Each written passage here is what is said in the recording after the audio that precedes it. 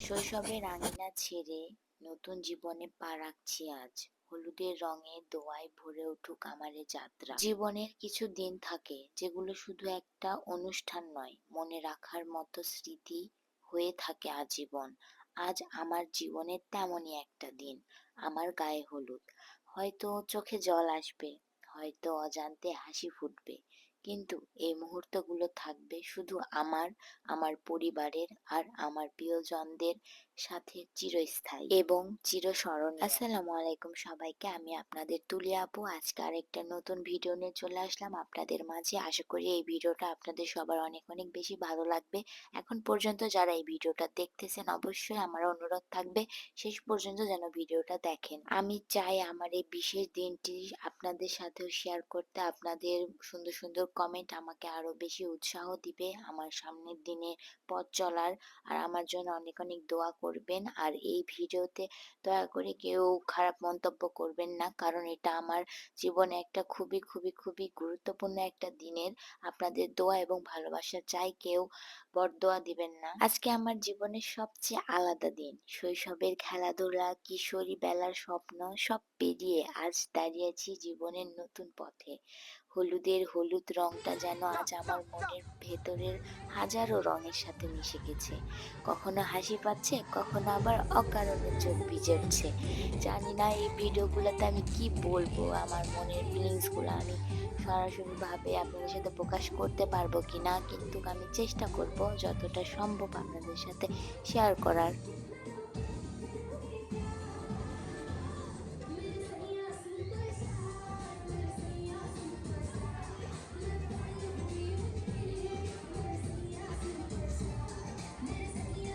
একটা মেয়েই জানে যে এই দিনগুলো একটা মেয়ের জন্য কতটা স্পেশাল, কতটা আবেগের, কতটা কি।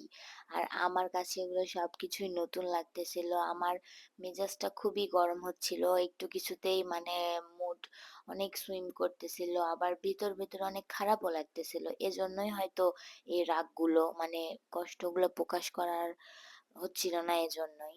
তো আমার সবচেয়ে কাছের ২ মানুষ, আমার নানু-নানি ২ জন ১ম এ আসছে আমাকে হলুদ দিতে। এরপরে আমার সব কাছের মানে আমার আমার মা এরা সবাই মানে আত্মীয়স্বজনেরা ১ম এ দিয়েছে হলুদ। আত্মীয়স্বজন বলতে আমার কাছের লোকেরা, বাহিরের কাউকেই বলা হয়নি।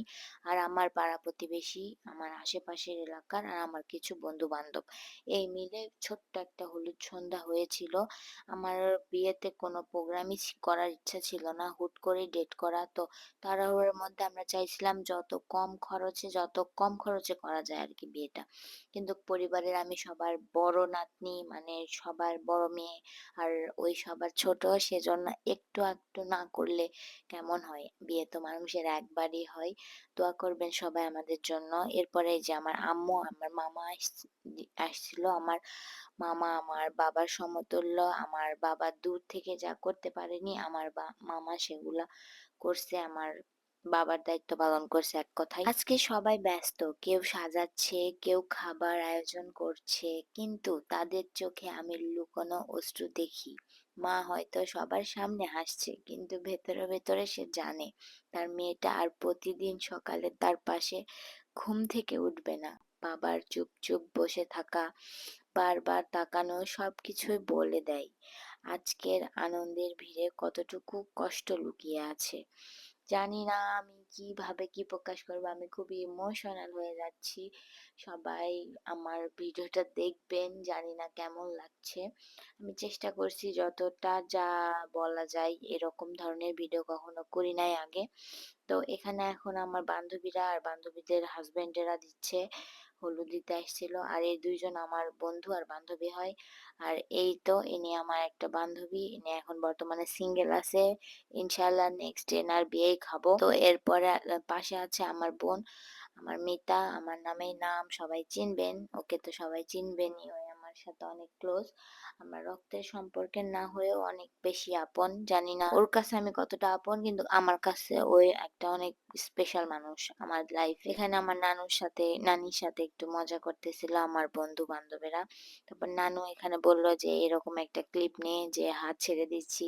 হয়তোবা নানু এইরকম একটা ভিডিও করতে বলছে যে আমি হাত ছেড়ে দিচ্ছি, তোর জামাই এসে হাত ধরবে। মানে বিয়ের দিনের তো ওই ক্লিপটা এড করতে, কিন্তু আমি তো অত মনেই নাই আমার অত করার।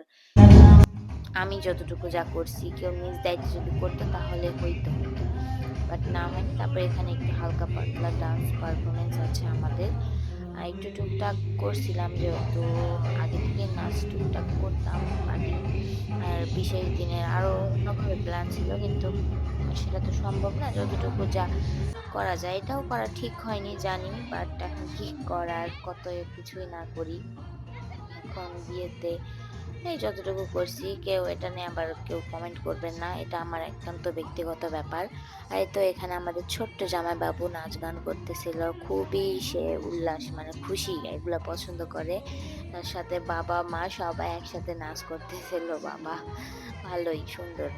এই তো আমার হচ্ছে দুলাভাই আর বান্ধবী সেই ডান্স হেব্বি একটা ডান্স দিছে।